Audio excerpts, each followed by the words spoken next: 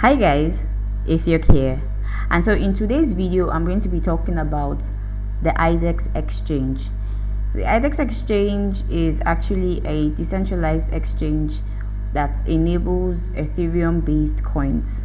Alright, so if you find this video useful, please like my video. If you haven't already subscribed to my channel, please subscribe to my channel. You can always drop comments if you have any issues. Alright, so let's get on to it. Now, there are two methods to use the Idex platform. Actually, there are much more than that, but I'm going to be discussing two ways in which you can use the Idex platform. The first one would be using your private key, and then the second one would be using the MetaMask, right? Alright, so let's head on to the first one. So if you're coming to the Idex platform for the first time, the Idex website, I'm going to put it down below in the description. It is Idex, that's IDEX.market, right? So once you go on there for the very first time, you would come onto this display, right?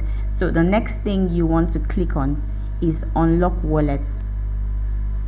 Then shortly after you click on Unlock Wallet, you'll be given these options, right? So the first option is, this is when you already have a wallet with the Idex platform. So the first option is to use the key store file. So you would have downloaded a file that would have been saved on your computer, then you can always click on that file and then you have access to your Idex wallet. Or you can use the private key. That's the first method I'm going to talk about right now. Then there's the other method of using the MetaMask, which is the preferred method because it is more secure. And then there's, if you have a Ledger wallet, that's if you have a Ledger Nano, you have a hardware wallet, then you would choose this option. But we're just going to be discussing these two options. So if you don't have a wallet, the first thing you want to click on is New Wallet. So you click on New Wallet, and then you put in a password that you can remember. Then you click on I understand, create new wallet. Now you would have two options. You can either download the key store file, which is not what I'm going to use. I'm going to use the get my private key.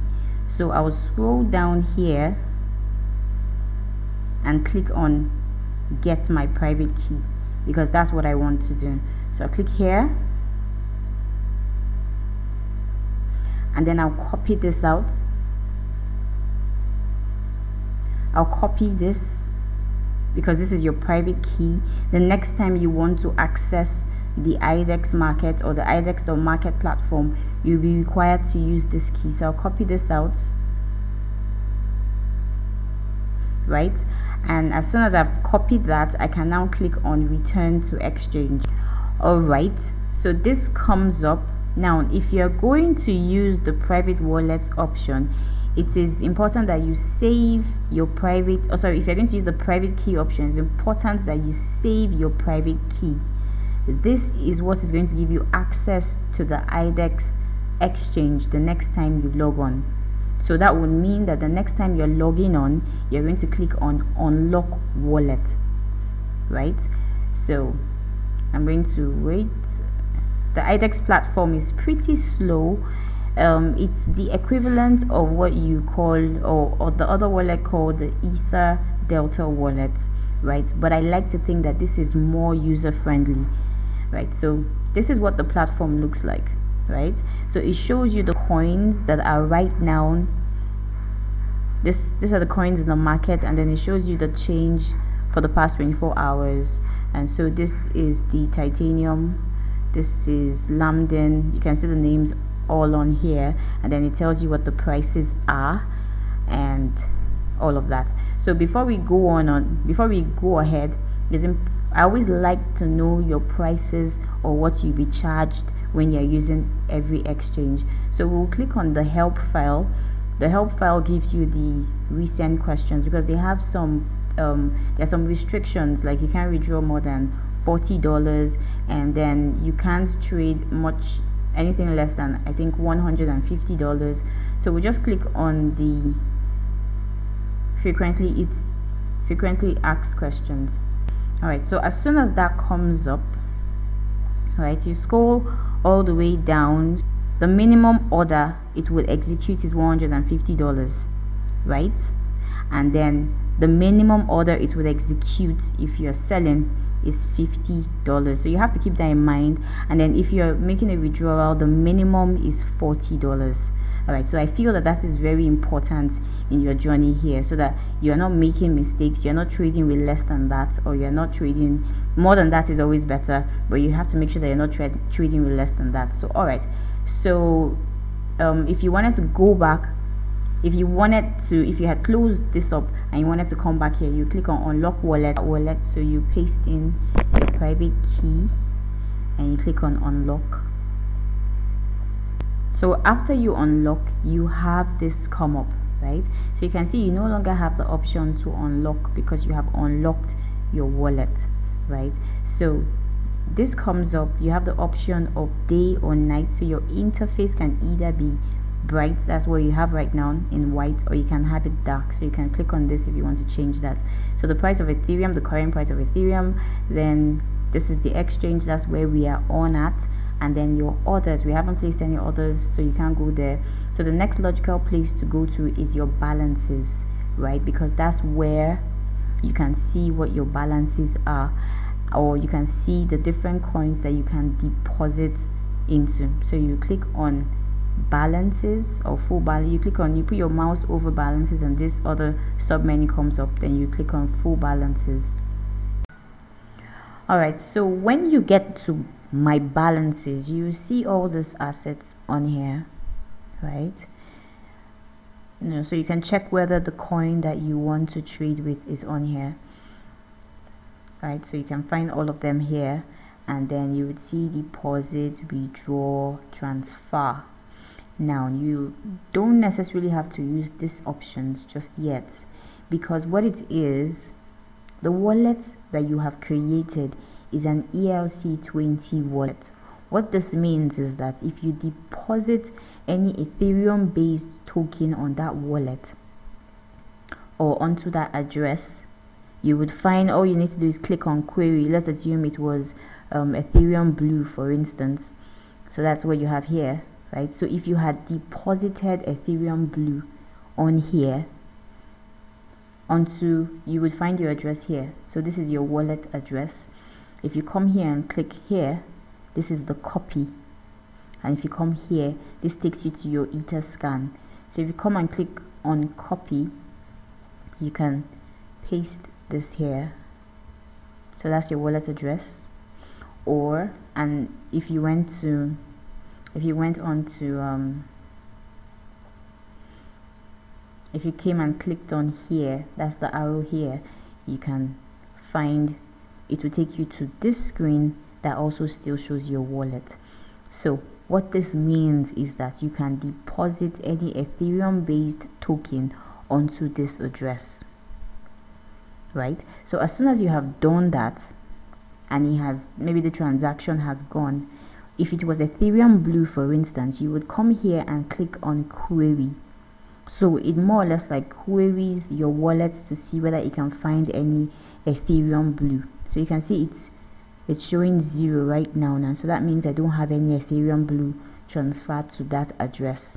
So that's how it works. You can send any Ethereum based token to that wallet address that I have just shown, and as soon as you have done that and the transaction is successful, you come on here and click on query, and then the balance would show on here. And then you can now go to the exchange. So you click on exchange, clicked on exchange, and then it brought you to this screen. So this screen, this is for one life, for instance. I think it's the default.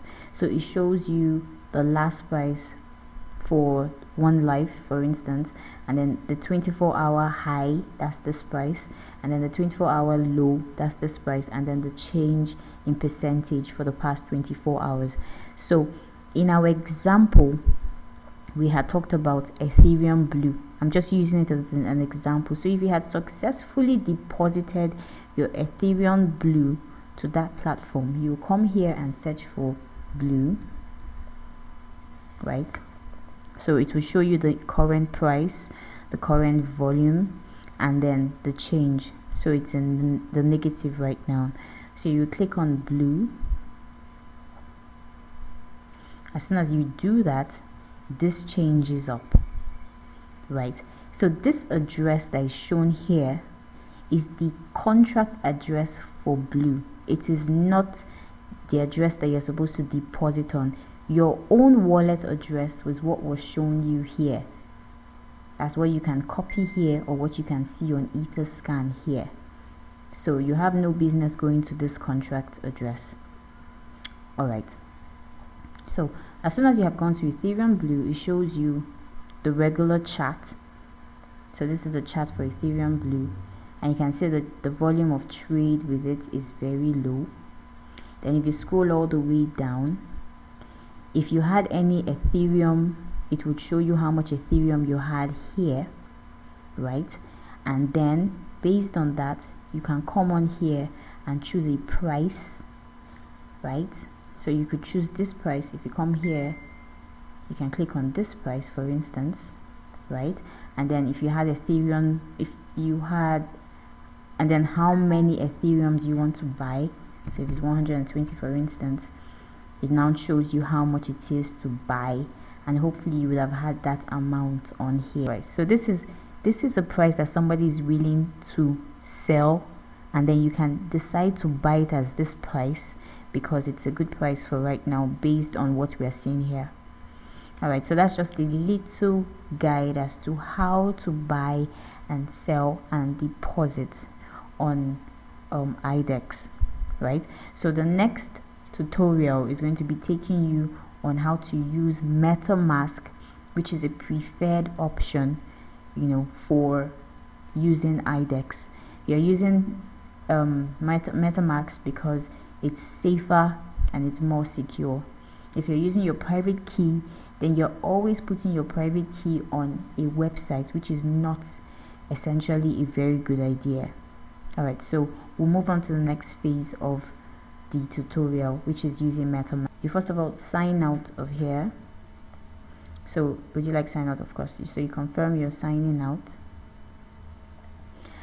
You have successfully logged out. Alright, so now you want to use MetaMask, which is the preferred option I had spoken about. You would want to go to, you have to first of all make sure that you have a Chrome browser installed. It's very important. You literally cannot use MetaMask until you have a Chrome browser installed on your laptop. Alright, because it's actually an extension. So you go to more tools, then you click on extension, and then this comes up, right? So you scroll all the way down and then you click on get more extensions. So it takes you to the Chrome Web Store. So from the Chrome Web Store, you can now search for the MetaMask. So you come on here, right? Then you click on Meta, or you type in MetaMask, right? So I already have it installed. So as soon as you have clicked on this and then you have added it to your Chrome browser, you should see it on here, right? So I'm not going to go through the process of how to log in or how to register an account with the MetaMask. It's very straightforward. All you need is a password. That's the first thing. And then second thing, you have to make sure that you save your seed. There will be 12 phrases that will be given to you for MetaMask, so that you can recover your account if anything goes wrong. You have to make sure that you copy out that phrase somewhere very safe, so that you can always recover your account if you have any issues. Alright, so you would have logged on to your MetaMask account, right? Then you go back to Idex, you click on unlock wallet, right? So in this case we're using MetaMask, which is a preferred option, and so you click on unlock MetaMask. So because you have already signed on to your MetaMask, you can easily unlock it. So it has unlocked it, right? Excuse me. So it has unlocked it, right? And then so if you go to your balances, so I'll click on full balances. All right, so if I had some, okay, assuming I have some Lambden, So I'll come on here and type lambden for lambden as an example. I'm using lambden as an example. So I'll come in here and click on query. So automatically, because I have lambden saved on my MetaMask or on the wallet of my MetaMask, it would, as soon as I click on query, it would quickly query my wallet and then to find the tokens I have on there. So if I wanted to deposit this lambden, for instance, if I wanted to trade with lambden, I will make sure that I transfer this lambden to my Idex balance, right? So let's, for instance, I will do deposit. So for instance, I'll deposit, say 70. I'll click on deposit. I'm just giving an example. So I'll click on deposit. So it says, are you sure you want to deposit 70 of this? I'll click on confirm. All right, so it's preparing to send transaction. And then because you're using MetaMask, it's like the go between you and the Etherscan or the blockchain, right? So for every transaction you want to do, it goes through the MetaMask. So you would click on submit if I was interested in doing this transaction.